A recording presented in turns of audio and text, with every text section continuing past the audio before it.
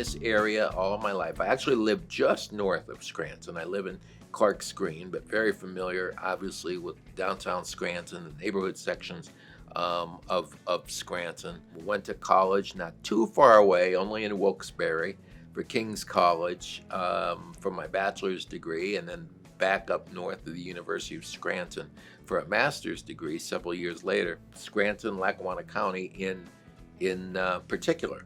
A lot of fond memories. Definitely the catalyst for my work, my employment, for a lot of activities, for a lot of recreational activities. So this area is home to me. My mother was from North Scranton, my father from the Green Ridge area.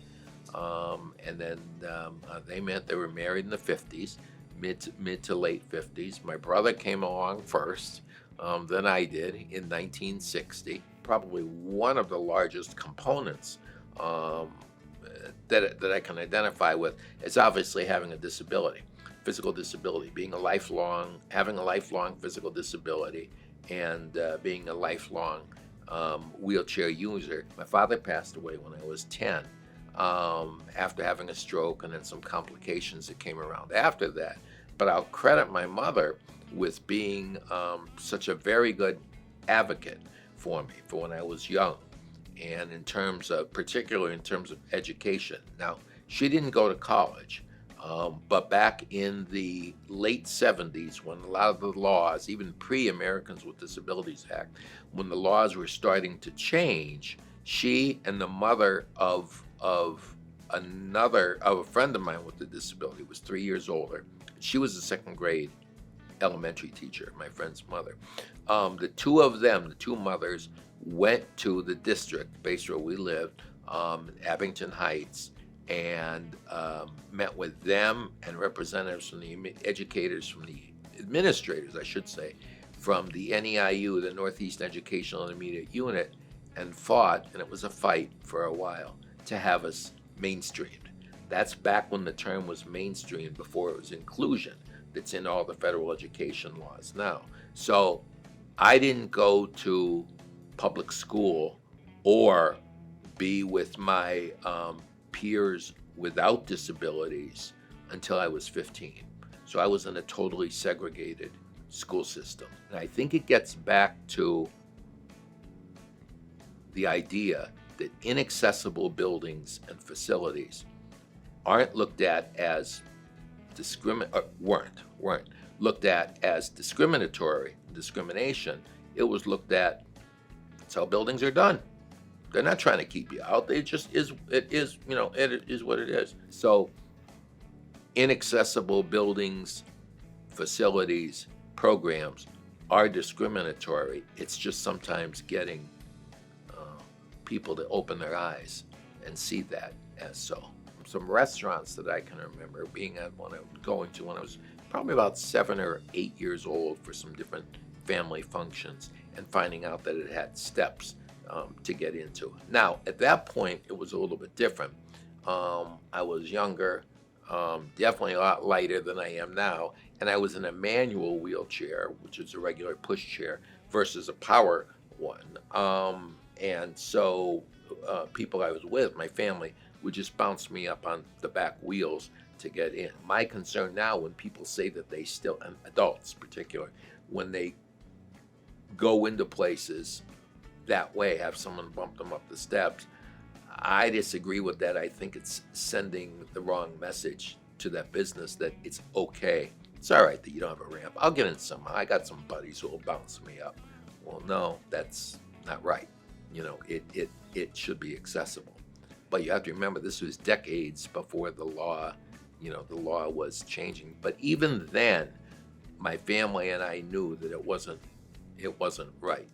My interest in my role at the Center for Independent Living, just civil rights and advocacy issues overall, is that now for several years I've been vice president of the local ACLU chapter.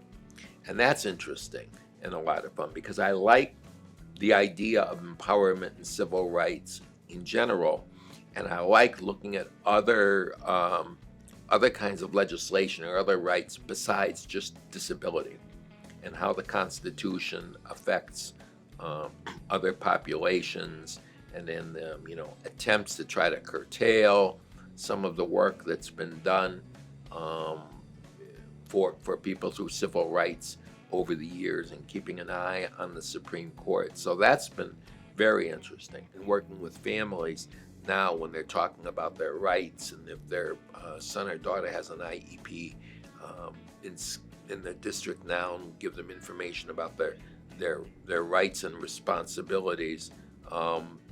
It's kind of interesting to look at it from the side of an advocate. This is what you need to do, and then there's that shared sense of empathy with what they're going through, and that student, because I was once there too.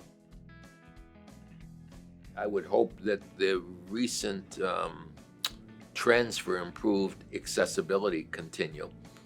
I'd eventually like to see the point where there's not one uncut corner in the city of Scranton in terms of sidewalks, and plenty of accessible parking spaces in the area too. That the business community realize that creating accessible facilities and programs are to their benefits as well.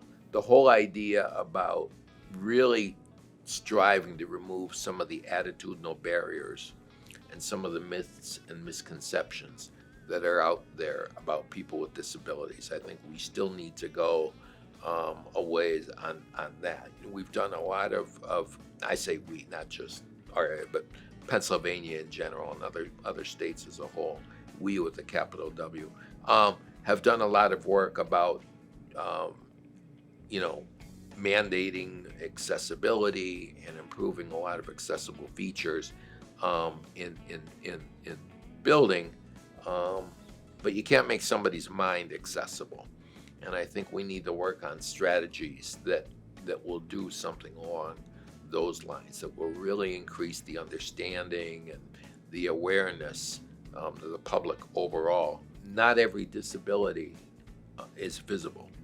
You can't see it, and obviously you can see I have a lifelong disability. Mine is called arthrogryposis, so I'm in the wheelchair.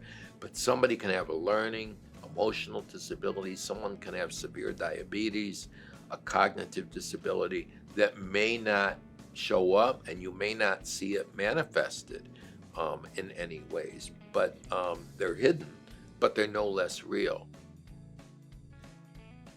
Hoping for the country overall, that maybe Scranton could be some kind of a microcosm of what, not just what I'd like to see, but I think what others would like to see, or what would be beneficial throughout the country. And that would be taking pride in your community, taking pride in your cities, and it doesn't matter which state or where you live, but just have the passion and the interest in promoting their own areas. So good start with Scranton and go nationally, and with all of the different ethnicities and cultures throughout the city that makes it great, like a true melting pot. I would love to see the city be more cognizant about how people with disabilities add to the conversation, no matter what the disability is. And I'm not sure how to do that yet, but I would think I think it should be a piece of the conversation. It takes a village to build a ramp to get in the door.